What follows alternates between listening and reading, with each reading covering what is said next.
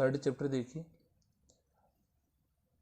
Linear partial differential equation with constant coefficient, है ना, उनके जो कोफिशिएंट होंगे वो क्या होंगे, कांस्टेंट होंगे, अचर गुणांक वाले रैखिक आंशिक अवकल समीकरण। तो इसमें सबसे पहले अपन देखते हैं अचर गुणांक,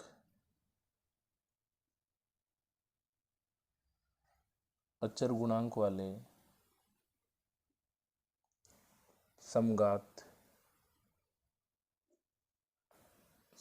रैखिक आंशिक अवकल समीकरण। ठीक है, अचर गुणांक वाले, अचर गुणांक का मतलब उसमें जो गुणांक होगा, है ना, उसका जो गुणांक होगा ये किस टाइप का होगा, मैं लिख देता हूँ, a0 ये कॉन्स्टेंट है ना, d की power n plus a1 d की power n minus 1 d days, इनकी पावर देखो n ही रहेगी, इसको ऐड करोगे तो 1 ही रहेगी, d डेज 1 है ना, प्लस a2 d की पावर n माइनस 2 d डेज की power 2 plus and so on, plus last में आ जाएगा ए एन डी की पावर डेस एन, और बाहर आ जाएगा z equal to F of X Y. इस टाइप की जो होगी अचर गुणांक वाली समघात रेखी। अब इसमें इसका सॉल्यूशन निकालेंगे कैसे, इसका तरीका देखें।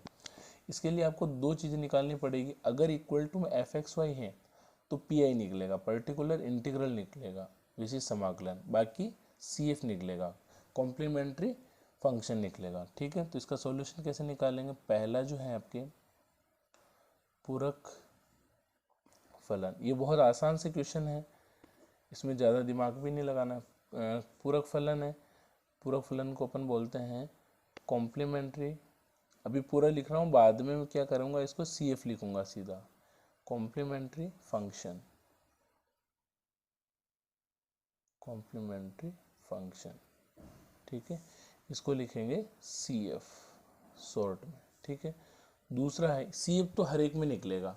अगर ये इक्वल टू में जीरो दे रखा है, यहाँ F of X why they रखा, मतलब एक्स वाई की कोई टर्म होगी, अगर यही दे रखा है इक्वल टू में जीरो दे रखा तो सिर्फ सी एफ निकलेगा। और पी आई किस में निकलेगा, पर्टिकुलर इंटीग्रल किस में निकलेगा, इसको बोलते हैं विशिष्ट समाकल, विशिष्ट समाकल। ठीक है, ये कैसे निकलेगा, जब इक्वल टू में जो है टर्म आपके एक्स वाई की कोई टर्म इक्वल टू में दे रखी होगी तो आपके विशिष्ट समाकलन निकलेगा। इसको बोलते हैं पर्टिकुलर इंटीग्रल,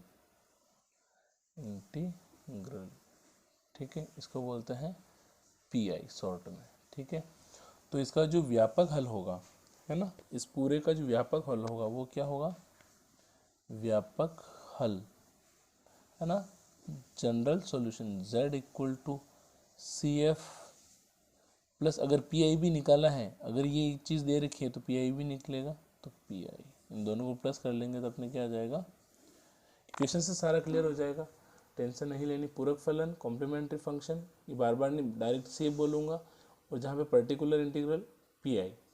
ठीक है, तो सी एफ और पी आई निकालेंगे। अब इसको निकालने का तरीका क्या होगा, जो इक्वेशन दे रखी है इसमें क्या करेंगे अपन, डी को किससे, इसका वर्किंग मेथड मैं आपको बता देता हूँ इसका ना, कि कैसे इसको सोल्व करना है। तो वर्किंग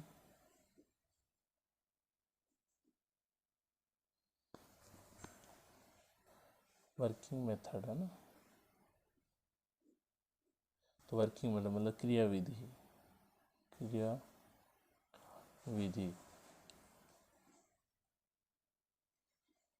तो क्रिया विधि में देखो सबसे पहले देखना है आपको कि वो एफ ऑफ डी और डी डेस में एक समघात होना चाहिए, z equal to F of X Y. ये तो मैंने ऊपर लिख दिया, इसी को मैंने शॉर्ट में लिख दिया, ये वाला। ठीक है, सेकंड क्या करना है काम, सेकंड में आपको करना है डी को लिखना है m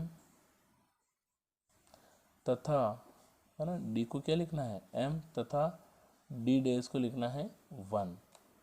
ठीक है, तो इससे क्या होगा, इससे सहायक समीकरण हो गए, से प्रतिस्थापित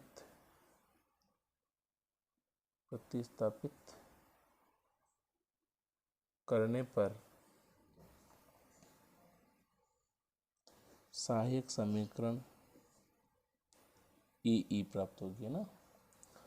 तो इसमें तो क्या हो जाएगा, अगर ये इक्वेशन है तो इसका क्या हो जाएगा, सहायक समीकरण क्या हो जाएगा, F of M comma 1 equal to 0, है ना। ये ट्रांसफ़र करके ये नहीं लिखना है, ये सिर्फ पी आई के लिए यूज़ करेंगे। सी एफ के लिए इक्वल टू में अगर कुछ भी दे भी रखा है तो उसको भी 0 लिख देंगे, फिर यहाँ से एम की वैल्यू निकाल लेंगे, ठीक है। फिर थर्ड में आ जाएंगे, थर्ड में क्या करेंगे, एम का मान ज्ञात करेंगे, ठीक है। एम का मान ज्ञात करेंगे। अब एम का मान अलग अलग तरीके से हो सकता है, किस किस तरीके से हो सकता है, देखो पहला वास्तविक और भिन्न हो, है ना। एम का मान वास्तविक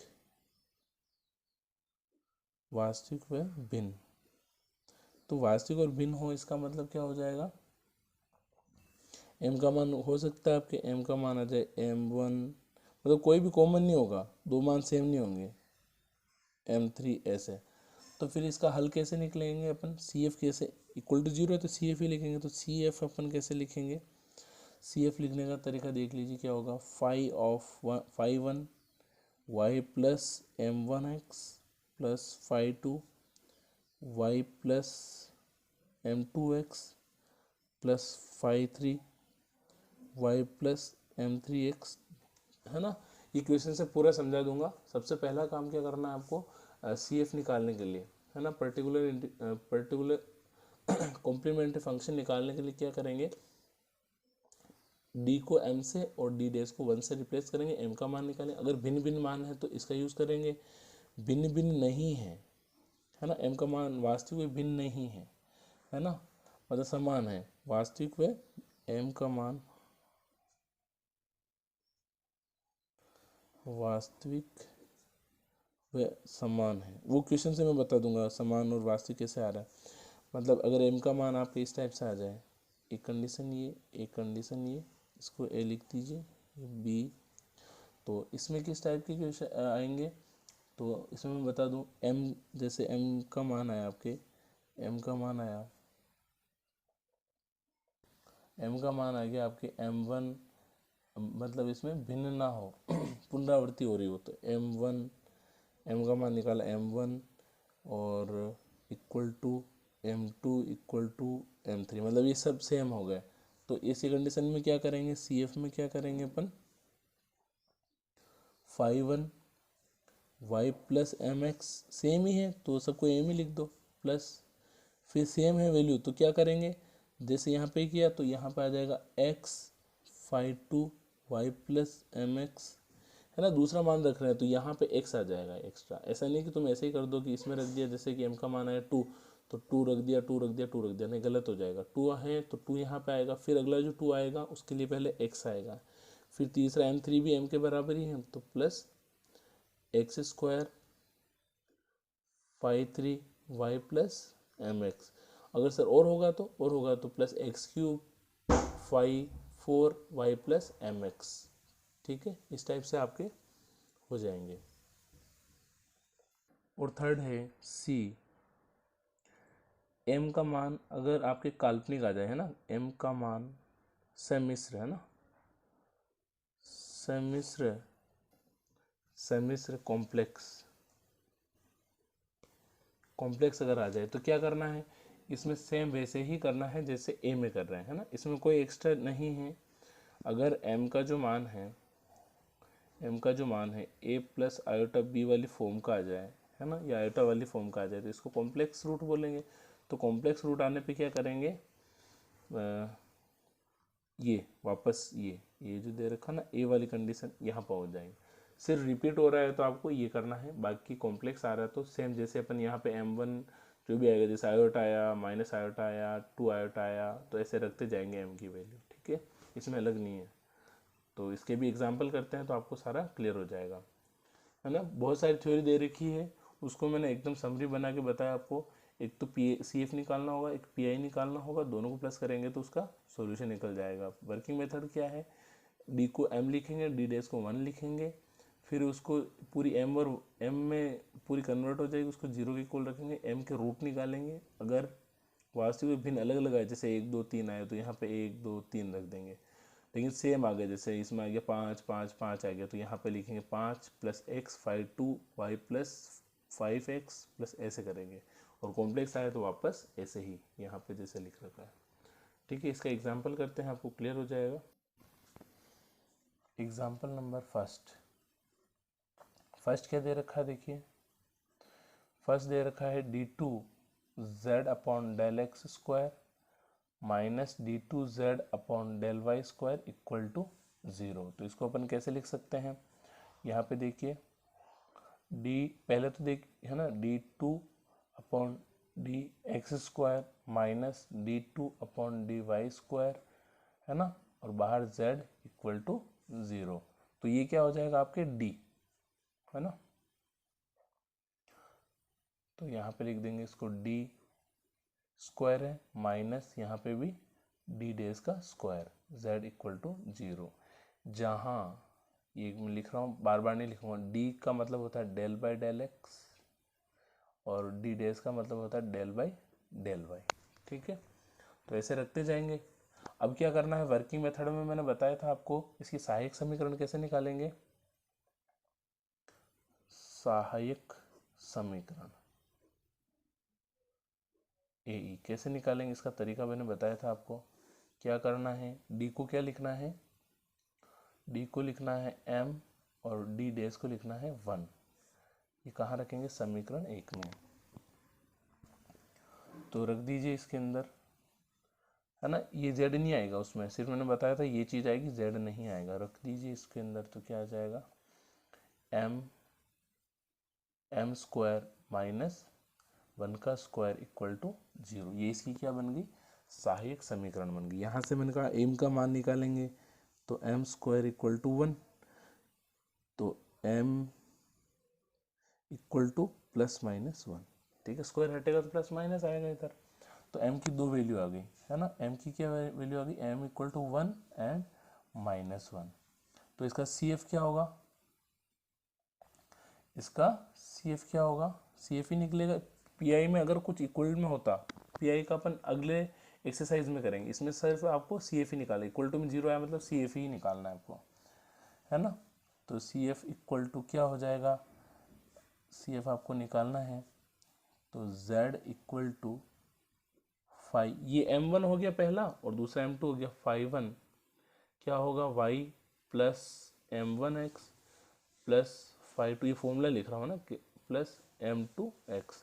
अगर 3 वैल्यू होती तो यहाँ पे लिख देता 5 3y प्लस M3x। ठीक है, ये तो मैंने CF का फॉर्मूला लिख दिया। अब ये M1 M2 अलग अलग है तो वैल्यू रख देंगे इसमें, Z equal to 5 y plus M1 का मान 1 है तो 1 into x plus 5 2 y plus और M2 का मान क्या माइनस है तो -1 इंटू एक्स। तो Z इक्वल टू क्या आंसर आ गया आपकी, 5 y plus X plus 5 2 y minus X. ये आपकी क्या बन गया, इसका CF बन गया।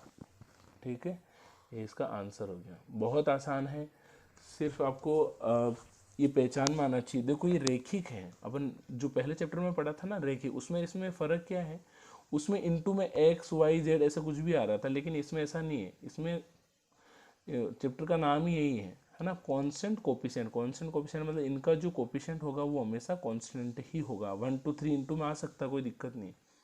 इसको m लिखेंगे, d डैश को 1 लिखेंगे, m की वैल्यू निकालेंगे और यहाँ पे पुट कर देंगे। ठीक है, और अगर यहाँ 1 1 होता तो क्या करते सर, 1 1 होता तो क्या करते, देखो y प्लस यहाँ पे 1x प्लस यहाँ पे फिर x आता है, x 5 2 y प्लस x, क्योंकि 1 1 सेम हो जाता। ठीक है, वर्किंग प्रोसेस में बताया था सेकंड में। और अगर 1 1 1 आ जाता मान तो क्या करता मैं, 5 1 y प्लस यहाँ पे 1x 5 2 y प्लस, यहाँ पे x इंटू हो जाता, फिर थर्ड में हो जाता x³ 5 3 और y प्लस x हो जाता। ठीक है, तो ये ध्यान रखना आपको। एग्जाम्पल नंबर सेकंड देखें। एग्जाम्पल नंबर सेकंड बहुत आसान से क्वेश्चन है ये। तो क्या दे रखा, r इक्वल टू a²t, ये आपके क्वेश्चन दे रखा है। ये मैंने आपको फर्स्ट चैप्टर में बताया था r किसको लिखता है, t किसको लिखता है ना। तो सॉल्व करते हैं इसको। पहले r निकालो, r क्या है, d2z upon dt sorry dx², और t का मान क्या है, t का मान है d2z अपॉन dy²। तो रख दीजिए इसमें, है ना। r और t से कंफ्यूज नहीं होना, ये रख दीजिए इसमें। तो क्या होगा, d2z अपॉन dx डेल है ये, डेल x² माइनस, इसको भी इधर लेके आ जाइए, a² del 2z upon del y² equal to 0। तो अब इसको मैं कैसे लिख सकता हूँ, इसको मैं लिख सकता हूँ d² minus a² D days का स्क्वायर, और ये z है बाहर आ जाएगा इक्वल टू 0। तो इसकी सहायक समीकरण क्या बनेगी, सहायक समीकरण के लिए क्या करते हैं, d को लिखते हैं m तथा डी डेज को लिखते हैं 1 समीकरण एक में रख दीजिए। क्या होगा, यहाँ से हो जाएगा m² minus a² into 1 equal to 0। तो यहाँ से बता दीजिए कि m की वैल्यू क्या आ जाएगी, m² इक्वल टू a², तो m इक्वल टू हो जाएगा प्लस माइनस a। तो m की कितनी वैल्यू आ गई यहाँ पे, m की वैल्यू आ गई आपके, एक तो a आ गई और एक माइनस है। इससे पहले में 1 और -1 थी, वैसे ही अब इसका CF क्या बनेगा, इसका CF क्या बनेगा, तो CF हो जाएगा z equal to 5 1 y plus m1 का मतलब पहले जो मान आ रहा है यहाँ रख देंगे, m1x plus 5 2 y minus ax। ठीक है, तो ये आपके क्या आ गया, ये इसका आंसर आ गया, इसका CF आ गया। इक्वल टू में कुछ था ही नहीं, तो इक्वल में अगर कुछ नहीं है तो आपके सिर्फ CF निकलेगा। इक्वल टू में जैसे XY दे दिया, x अपॉन वाई दे दिया, साइन x cos x कुछ भी दे दिया, तो आपके उसमें PI निकलेगा। और फिर आपको इसका आंसर निकालने के लिए क्या करना, व्यापक हल निकालने के लिए क्या करना पड़ेगा, CF और PI को प्लस कर देंगे, दोनों को जोड़ देंगे, तो क्या आ जाएगा, आपके पूर्ण व्यापक हल हो जाएगा। तो इसमें तो ऐसा है ही नहीं, इसमें तो सिर्फ CF निकालना था, आराम से निकल गया। एग्जाम्पल नंबर 3, ये बिल्कुल आसान से क्वेश्चन है। Del 4z upon del x की power 4 minus del 4z upon del y की पावर 4 इक्वल टू 0। तो इसको मैं क्या लिख सकता हूँ, डेल की power 4 upon del x 4 minus del की power 4 upon del y 4 z equal to 0। अब इसकी क्या लिखेंगे अपन, इसकी सहायक समय। तो इसको पहले d में चेंज करना चाहो तो d में चेंज कर दीजिए, है ना। तो ये हो जाएगा आपके d की पावर 4 माइनस 1 की पावर 4 z इक्वल टू 0। ठीक है, अब इसकी सहायक समीकरण लिखेंगे, सहायक समीकरण में क्या करते हैं, इसमें d की जगह तो रखते हैं m तथा d डेज की जगह रखते हैं 1, इसमें रख दीजिए। d डेज की जगह क्या रख देंगे, 1 रख देंगे। तो रख दीजिए, इसके अंदर क्या आ जाएगा, m की पावर 4 माइनस 1 की पावर 4 इक्वल टू 0। यहाँ से अपन m की वैल्यू निकालेंगे, तो m² का होल स्क्वायर माइनस 1 का होल स्क्वायर लिख सकते हैं ना इसको, इक्वल टू 0। तो a² माइनस b² का फॉर्मूला लग जाएगा यहाँ पे, a² माइनस b² क्या होगा, a प्लस बी और a माइनस बी। तो इसको सोल्व करेंगे तो क्या आ जाएगा, m² माइनस 1 m² प्लस 1, ठीक है, equal to 0। a² minus b² a minus B और a प्लस बी, या a प्लस बी और a माइनस बी, इनटू में कोई दिक्कत नहीं, आगे पीछे लिख सकते हैं। ये तो होगा नहीं, अब इसको और सोल्व कर सकते हैं, एक 1 का स्क्वायर लिख सकते हैं यहाँ पे, तो वापस यही फॉर्मूला अप्लाई करेंगे, A square minus B square, तो ए माइनस बी और A plus B M square plus 1 equal to 0। एक चीज़ हमेशा ध्यान रखें, एम की जितनी पावर है उतनी ही उसकी वैल्यू निकलेगी। एम की जितनी पावर है, मैं वापस रिपीट कर रहा हूँ, इस चीज़ को नोट कर लें कि एम की पावर 3 है तो 3 वैल्यूज़ आएगी, 2 है तो 2 वैल्यूज़ आएगी, 4 है तो एम की 4 वैल्यूज़ आएगी। ठीक है, तो यहाँ से एम की वैल्यू निकालते हैं। ये गुणनखंड हो गए, इसके फैक्टर हो गए 0, फिर दूसरा फैक्टर है m प्लस 1 इक्वल टू 0, फिर तीसरा है m square plus 1 equal to 0। तो यहाँ से अपन m की वैल्यू निकाल लेंगे, तो यहाँ से आ गई m की वैल्यू 1, मतलब ये m1 आ गया, m2 मतलब यहाँ पे -1 आ गया, और यहाँ से जो निकलेगी m स्क्वायर इक्वल टू -1, तो m equal to plus minus root -1। तो ये क्या बनेगा, m की जो वैल्यू है यहाँ पे प्लस माइनस आयोटा बनेगा, ये तो है ना, कॉम्प्लेक्स बन गया तो बन सकता है, कोई दिक्कत नहीं।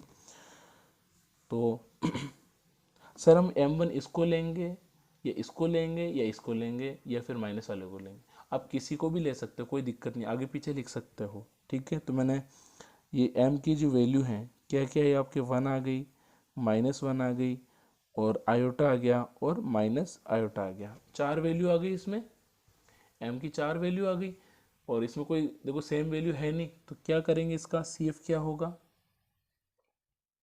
CF क्या होगा, z equal to 5 y plus 1 into X plus 5 y minus 1 into X plus 5 y plus iota X और 5 y माइनस आयोटा एक्स। तो ये इसका आंसर हो गया ना, इसको सही से लिख देते हैं, z equal to 5 y plus X plus 5 y minus X plus 5 y plus iota X plus 5 y minus iota X. तो ये इसका क्या बन जाएगा, आपके CF बन जाएगा, और ये इसका आंसर हो गया। ठीक है, बिल्कुल आसान है, सिर्फ d की जगह m रखना है, ds की जगह 1 रखना है, और m की वैल्यू निकालनी है और CF निकालना है, बस हो गया। Example number 4। ठीक है, सारे एक जैसे ही हैं क्वेश्चन, ये आया हुआ क्वेश्चन है। 4 जो दे रखा है, क्या दे रखा है इसमें, ब्रैकेट d की पावर 4, इसी फॉर्म में दे रखा है डायरेक्ट, -2d की power 3 d dash plus 2d d dash का क्यूब माइनस d डैश की पावर 4। पावर हमेशा देखो ये मैंने बताया था होमोजीनियस, होमोजीनियस का मतलब समघात, घात देखो यहाँ पे भी 4 है, यहाँ पे 1 और ये 3 है तो 4 होगी, 1 और ये 3 4 होगी, यहाँ पे 4 है ना, तो सारी 4 घात में है, तो ये समघात है, इक्वल टू 0। इसका मतलब सिर्फ इक्वल टू में 0 है, इसका मतलब इसका सिर्फ CF निकलेगा। तो सहायक समीकरण, सहायक समीकरण क्या होगी, d बराबर m तथा d डैश बराबर 1 रख दीजिए इसमें, तो क्या आ जाएगा आपके m की power 4 minus 2m cube into 1 plus 2m into 1 का क्यूब माइनस 1 की पावर 4 इक्वल टू 0। तो यहाँ पे सहायक समीकरण क्या होगी, m की पावर 4 माइनस, अब इसके देखो फैक्टर करना है अपने को, माइनस 2m की पावर 3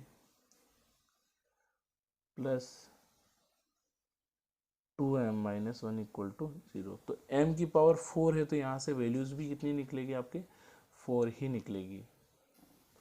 तो यहाँ से देखो m की वैल्यू निकालनी है, तो अब देखो इसमें तोड़ के इसका फैक्टर करेंगे अपन, कैसे करेंगे, m की पावर 4 माइनस m, ये सबसे बड़ा टास्क है, m की वैल्यू निकल गई मतलब क्वेश्चन हो गया। इसको लिखा minus M cube minus M cube, अलग अलग लिख रहा हूँ, फैक्टर करने में आसानी रहेगी, प्लस अब देखो एम स्क्वायर यहाँ पे नहीं है, एम स्क्वायर नहीं है तो मैं क्या करूँगा, एम स्क्वायर जोड़ दूंगा और एम स्क्वायर घटा दूंगा, फिर क्या आ रहा है, एम वाली टर्म आएगी, तो 2m माइनस 1 इक्वल टू 0, 4 आएगी, 3 आएगी, 2 आएगी, m आएगा, फिर कॉन्स्टेंट आएगा इक्वल टू 0। अब दो दो को अपन फैक्टर कर लेंगे इसके। ओह, यहाँ पे 2m था तो इसको भी m में तोड़ना है, m प्लस 1 इक्वल टू 0। ठीक है, ये 2 हो गए, ये 2 हो गए, ये 2 हो गए और ये 2 हो गए, m+1 है ये। तो यहाँ पे देखिए कॉमन क्या आ जाएगा, m³, क्या बचेगा m-1, यहाँ से m² कॉमन माइनस का तो यहाँ पे बचेगा m-1, इन दोनों में से -m कॉमन तो बचेगा, ये 2 नहीं है ना, तो यहाँ पे भी m-1 माइनस बाहर निकाला, प्लस हो गया, ये प्लस था तो ये माइनस हो जाएगा, +1 और ये हो गया आपके m-1, ये -1 ही दे रखा आपके, तो m-1 इक्वल टू 0। इसको मैं काट के ऊपर ही लिख देता हूँ, ये कुछ भी नहीं m है और यहाँ पे m-1 है।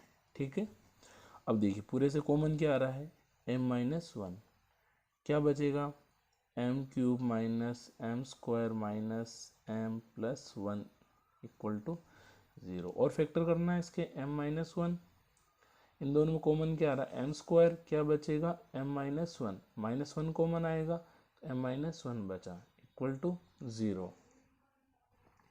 तो यहाँ से देखिए m-1 दोनों से कॉमन क्या आ रहा है, m-1 कॉमन आ रहा है, क्या बचेगा m² माइनस 1 इक्वल टू 0। यहाँ a² माइनस b² बना सकते हैं, a² minus b² a plus B और a माइनस बी, तो m-1 का होल स्क्वायर, ये बन गया आपके m-1 और m+1।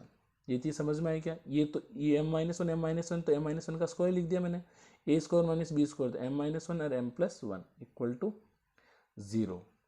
ठीक है, तो m-1 कितनी बार आ रहा है, m-1 का क्या हो जाएगा, स्क्वायर तो था ही, एक m-1 था तो क्यूब और m+1 इक्वल टू 0। तो m की वैल्यू निकाल लीजिए, यहाँ से क्या आ जाएगी आपके पास, यहाँ से हो जाएगा m+1 इक्वल टू 0 और दूसरा हो जाएगा m-1 का क्यूब इक्वल टू 0। ठीक है, मतलब ये 3 बार है, तो यहाँ से m की वैल्यू आ गई -1 और यहाँ से क्या आ जाएगी m की वैल्यू, m इक्वल टू 1 और m इक्वल टू 1 है ना, इसको 3 बार लिखा अपन है ना। यहाँ से m-1 equal to 0, m-1 equal to, तो m की जो वैल्यूज़ हैं मैंने कहा 4 आएगी, -1 आ गई, 1 आ गई, 1 आ गई, 1 आ गई। आप इसको आगे पीछे लिखो तो कोई दिक्कत नहीं, ये सेम है तो इनको साथ में रखें। तो इसका CF क्या बनेगा, CF क्या बनेगा, z equal to 5y minus 1 into X plus, अब देखो ये तीनों सेम वैल्यू हैं तो सेकंड वाली कंडीशन स्टार्ट हो रही है, 5y प्लस एक्स। ऐसे नहीं तुम यहाँ पे x से इंटू कर दो, ये तो इसका था, अब आ रहा है सेम वैल्यू, तो पहले में कुछ नहीं आएगा, 1 इंटू आएगा, फिर सेकंड वाले में किससे इंटू करेंगे, x से, और लिखेंगे 5-3y प्लस एक्स, फिर आएगा x²। पहले देखो ये सेम है, ये सेम नहीं है, तो ये पहले में 1 आया, फिर दूसरे में x आया, तीसरे में x² आएगा और यहाँ आएगा 5-4y प्लस एक्स, यहाँ 1 आएगा, x आएगा, यहाँ पे x² आ जाएगा। ठीक है, तो ये इसका क्या बन गया, आपके आंसर हो गया। मेन जो है आपके m की अगर सही से वैल्यू निकाल ली तो आपके आसानी से क्वेश्चन हो जाएगा। और किसी में अगर ये कंडीशन दे रखी है, अगर कोई कंडीशन दे रखी है कि आप कोई इक्वेशन दे रखी है तो उससे आप उसका यूज़ करते हो 5-1, 5-2, 5-3, 5-4 जो भी ये आ रहे हैं फंक्शन, उनकी वैल्यू निकाल के यहाँ पुट कर देंगे तो एकदम से पूरा CF आ जाएगा। यहाँ पे 5-1, 5-2 लिखने की ज़रूरत नहीं पड़ेगी आपको, उसकी वैल्यू निकाल के रख सकते हैं। ठीक है, एग्जाम्पल नंबर 5, एग्जाम्पल नंबर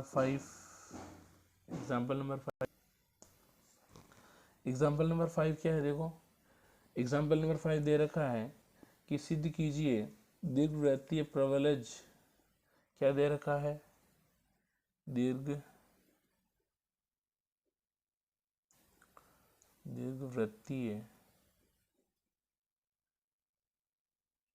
परवलज क्या दे रखा है, z equal to 4x² plus y²। यहाँ पे z ये दे रखा तो इसका कंपैरिजन करके अपन 5-1, 5-2 निकाल के रखेंगे, इसलिए बाकी कुछ भी नहीं है। का समतल का समतल क्या दे रखा, y इक्वल टू 2x+1। इसका भी यूज करेंगे के अनुदिश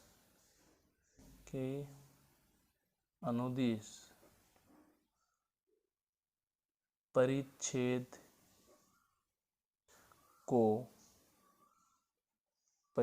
को स्पर्श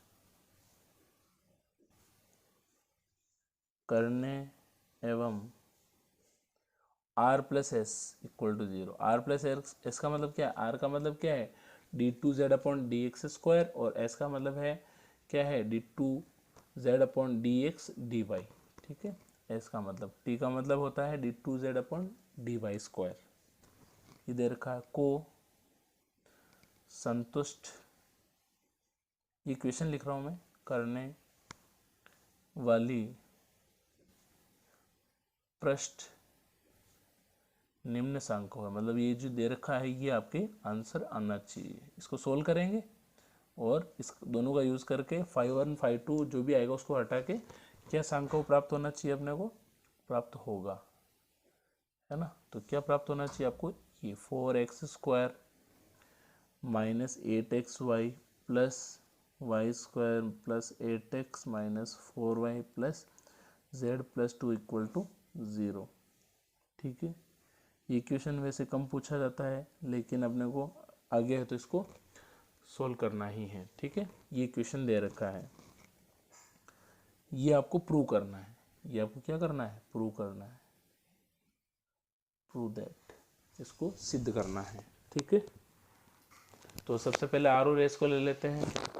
ठीक है, आर इक्वल टू क्या है, are equal to del2z/del x² और एस क्या है del2z/del x/del y। यहाँ पे रख देते हैं इसको, तो क्या आ जाएगा आपके ये del2z/del x² plus del2z/del x/del y equal to 0। तो ये क्या बनेगा, d² बनेगा, प्लस यहाँ del x भी है del y भी है, तो एक तो d बनेगा और एक d डैश बनेगा, और ये z बाहर आ गया इक्वल टू 0। पहले तो उसको ऐसे ही करना, सहायक समीकरण, तो इसकी क्या है एक्सिलरी इक्वेशन। ठीक है, सहायक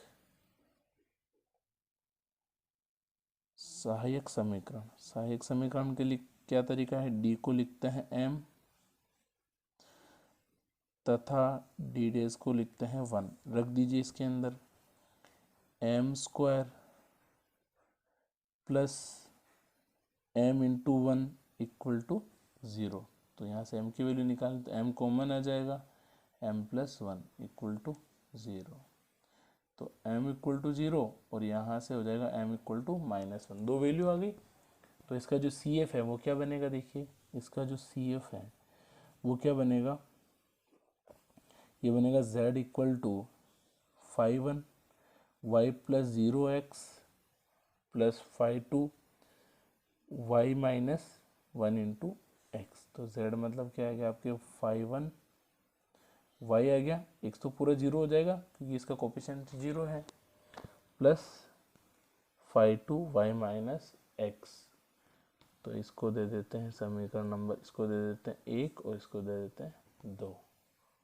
ठीक है, अब अपना काम रहेगा, CF निकाल लिया। अब मैंने कहा ना 5 1 और 5 2 हटाने के लिए दो कंडीशन दे रखी, एक तो परवलस दे रखा है गिवन, क्या गिवन है, एक तो परवलस दे रखा है, परवलस z equal to 4x² plus y², equation number 3। और एक आपको ये दे रखा है इसका समतल तथा समतल, समतल क्या दे रखा है आपको, समतल दे रखा y बराबर 2x + 1। ठीक है, तो इनका यूज़ करेंगे और यूज़ करते हुए अपन 5 1 और 5 2 का मान ज्ञात करेंगे। ठीक है, तो कैसे करेंगे देख लीजिए, ये अपने पास 5 1 और 5 2 में ये समीकरण है ही दो, तो यहाँ से अपन p निकाल सकते हैं।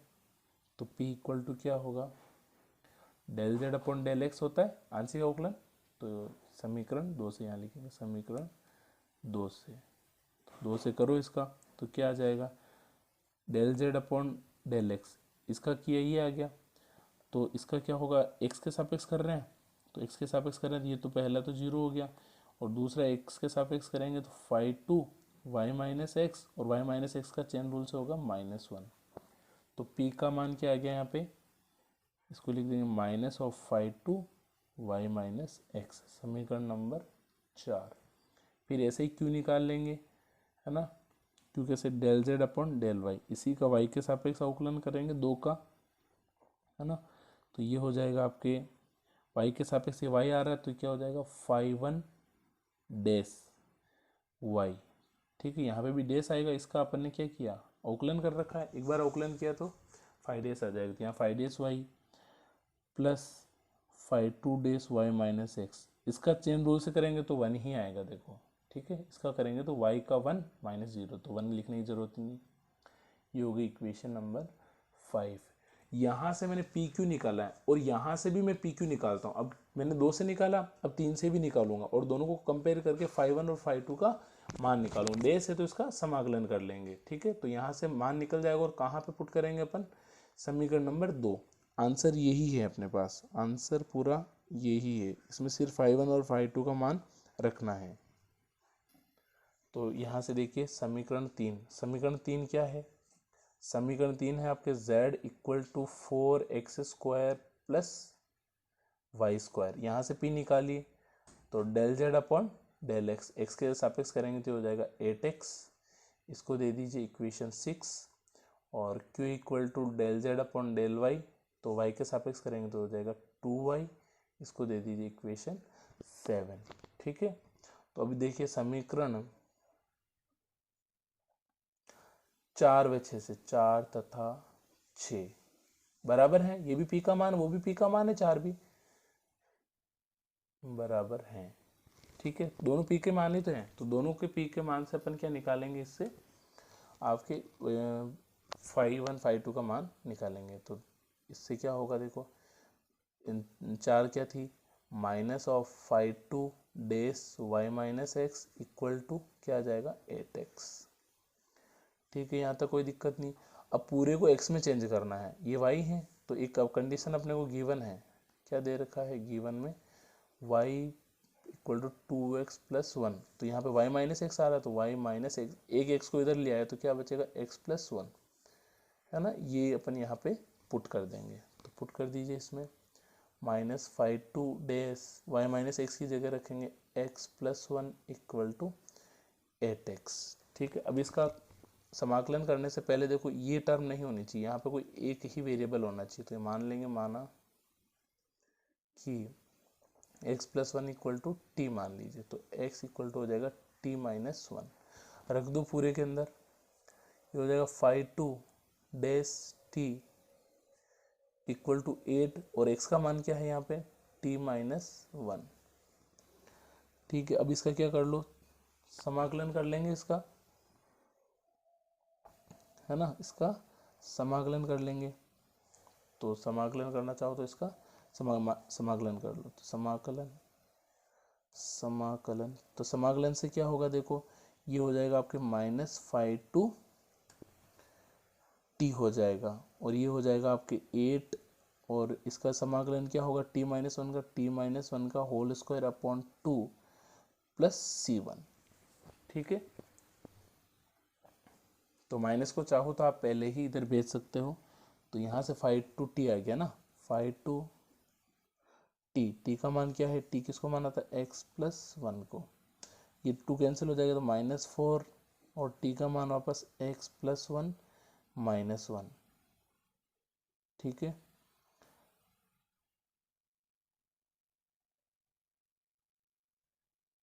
तो यहाँ पे प्लस c1, ये माइनस इधर भेजोगे तो -c1 हो जाए, कॉन्स्टेंट है तो कोई दिक्कत ही नहीं है इसमें। अब मैंने x प्लस 1 किसको लिखा था, देखो x प्लस 1 को क्या लिख सकता हूँ वापस,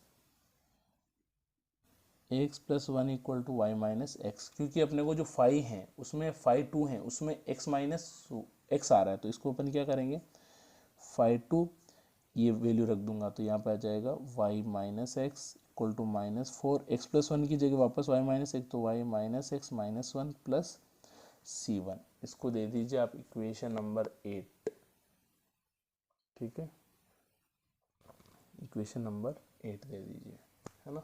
7 तक ये हो गया, 8 ही आ गया, तो 5 का मान आ गया। ये कहाँ रखना है, समीकरण 2 में रखना है। अब 5 की वैल्यू निकालनी है, तो क्या करेंगे इसमें, देखो एक तो 7 है Q का मान और एक है अपने 5, तो समीकरण 5 और 7 से, समीकरण 5 तथा 7 से दोनों बराबर ही होंगे, Q बराबर Q, दोनों तरफ Q है। तो 5 में क्या है देखिए, 5 में दे रखा है आपके 5-y plus 5-2-y minus X equal to, यहाँ पे क्या आ रहा है 2y, तो 2y, तो 5-2 तो निकाल ही लिया अपन ने, तो 5-2 क्या था, ये देखो 5-2 हैं अपने पास y माइनस एक्स, ये दे रखा माइनस 8x, तो वैल्यू रख देंगे इसमें, तो 5-1 आ जाएगा, ठीक है। यहाँ से क्या आ जाएगा आपके 5-1, तो रख दीजिए 5-1-y प्लस इसकी वैल्यू कहाँ से रखेंगे, समीकरण कौन सी, ये समीकरण, इसको दे दीजिए आप 8 दे दीजिए और इसको 9 कर दीजिए, ठीक है, ये 9, तो समीकरण 8 से, तो समीकरण 8 से इसका मान रखेंगे, तो इसका मान क्या आ रहा है, माइनस का 8x, minus of 8x equal to 2y, तो यहाँ से हो जाएगा 5y equal to 8x plus 2y, ये y में है, तो इसको भी अपन किस में चेंज कर दें, y में, पूरे को y की टर्म में चेंज कर देंगे और फिर उसका क्या कर देंगे अपन, तो इसको चेंज कैसे करेंगे, दे रखा अपने को 2x equal to Y plus 1, है ना, क्या दे रखा, y equal to 2x plus 1, है ना, y equal to 2x plus 1, मैंने गलत लिख दिया इसको, y equal to 2x plus 1, ठीक है, y equal to 2x plus 1, तो यहाँ पे जो है x को एलिमिनेट करना है, तो यहाँ से 2x इक्वल टू क्या हो जाएगा, y माइनस 1 रख दीजिए इसके अंदर, 5-1-y इक्वल टू 2 है, तो ये 4 हो जाएगा, 4y minus 1 plus 2y, solve करेंगे तो क्या आ जाएगा 5-1y, ये 5-1-5-2 निकालने के लिए ही पूरी प्रोसेस करनी पड़ रही है अपने को, 4y और 2y, तो 6y माइनस 4, अब इसका क्या कर लेंगे, समाकलन,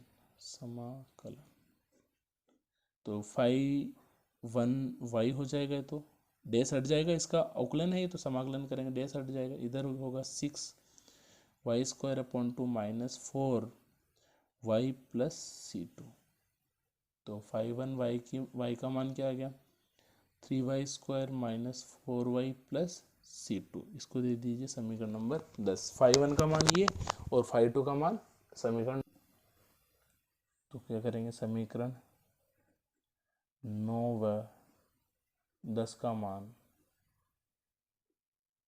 2 में रख देंगे, 2 क्या था, z equal to 5-1y plus 5-2y minus x, यही था, तो रख देंगे z equal to 5-1y, 5-1y की वैल्यू क्या है अपने पास, 5-1y की वैल्यू अपने पास ये दे रखी है, ठीक है, ये आ गई अपने पास 3y² minus 4y plus C2, और 5-2 की वैल्यू y माइनस एक्स ये आ रही है अपने पास 9 से, तो ये आ जाएगी माइनस के 4y प्लस के 4x प्लस का 4 प्लस C1, ठीक है, तो ये C1 C2 में आ गया, तो z इक्वल टू क्या आंसर बना यहाँ पे, अपनी इक्वेशन जो दे रखी है ना वो आनी चाहिए, इसका मतलब ये C1 C2 को भी यहाँ से अपने को हटाना पड़ेगा, तो y इक्वल टू क्या आ गया देखो, 3y²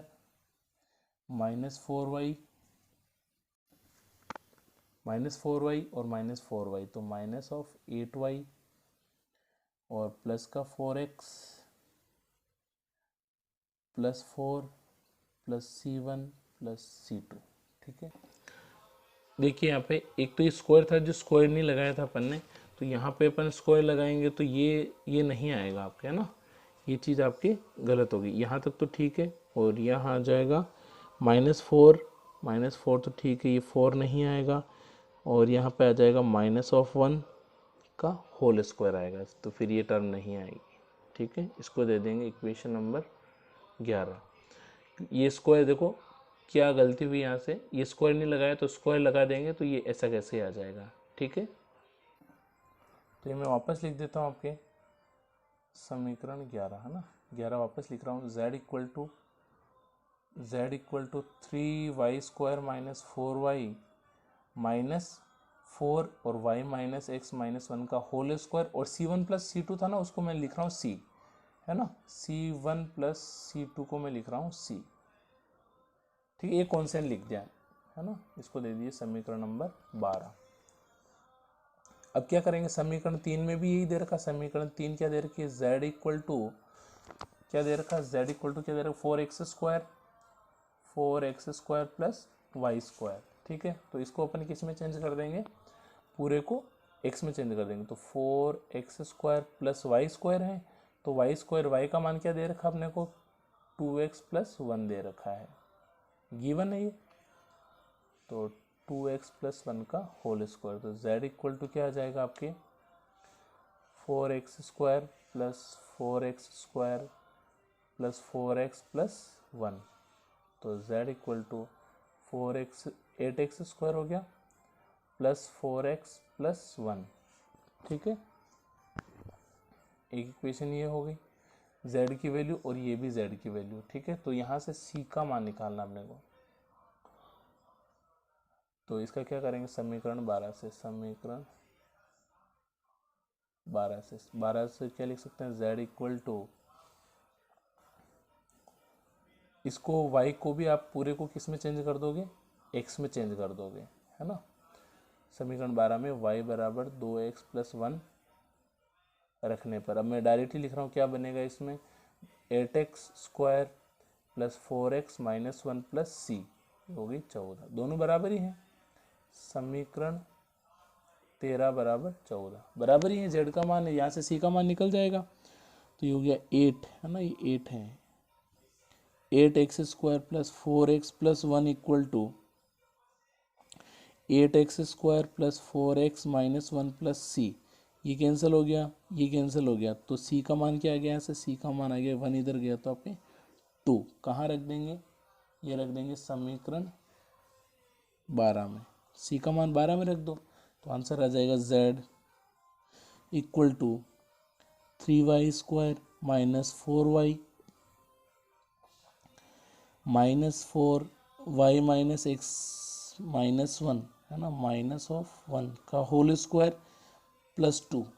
ठीक है, तो इसको हल कर लीजिए इसको हल कर लीजिए, सारी टर्म इधर लेके आ जाएंगे, z equal to 3y² minus 4y minus 4 a minus B minus C का क्यूब, क्या होगा a क्यूब a² है ना, स्क्वायर है तो y² प्लस x² प्लस 1 का square minus of 2xy minus minus plus है ना, प्लस 2x, और फिर ये आएगा तो प्लस 2y प्लस 2। ठीक है, तो इसको हल करेंगे तो क्या आ जाएगा, z equal to 3y² minus 4y minus 4y² minus 4x² minus 4 है ना, और ये हो जाएगा प्लस 8xy माइनस 8x और माइनस 8y और प्लस का 2। तो इसको हल करेंगे तो क्या आ जाएगा, z इक्वल टू, ये सेम ही है, तो यहाँ पे क्या बचा, y की पावर माइनस वाई की पावर 2, इन दोनों को सोल्व किया तो माइनस वाई और माइनस 8y, तो कितना हो गया, माइनस 4y और माइनस 8y, तो कितना हो गया, माइनस का 12y हो जाएगा। यहाँ पे कुछ गलत, तो ये माइनस आया ना, तो माइनस और ये भी माइनस,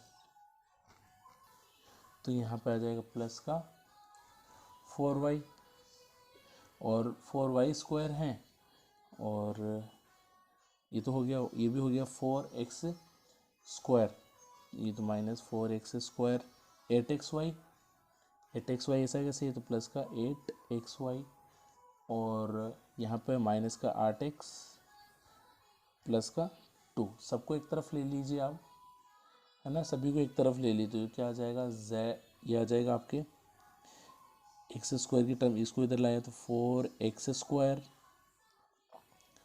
है ना, और यहाँ पे -2 बचेगा, देखो -4 + 2 4x² -8xy + y² + 8x - 4y + z + 2, ये सब इधर आ रहे हैं, सबके साइन चेंज हो जाएंगे, = 0। ये जो अपने को क्वेश्चन में दे रखा था देखिए वही है ना पूरा, हैंस प्रूव। ठीक है, इसमें सिर्फ φ1 और φ2 का मान आपको निकालना है अलग से। ठीक है, अगर ऐसी इक्वेशन दे रखी है तो नेक्स्ट एग्जांपल सेम क्वेश्चन है, वैसा वैसे φ1 φ2 आ जाएगा आपके, CF निकाला, फिर CF के लिए आपको ये सारा करना पड़ेगा आपको, और निकालने के बाद जो आंसर आपके आएगा वो आपको इसमें इक्वेशन में ही दे रखा है। ठीक है, तो ये जो आंसर है ये आपके क्वेश्चन में दे रखा था, इसको प्रूव करना था, ये आपके प्रूव हो चुका। φ1 φ2 को हटाओगे तो ये आ जाएगा। इसकी देखो प्रैक्टिस करनी पड़ेगी, बिना प्रैक्टिस के नहीं होगा, एक बार प्रैक्टिस करोगे अच्छे से हो जाएगा, बस कैलकुलेशन गलत नहीं करनी है। ठीक है, थैंक यू।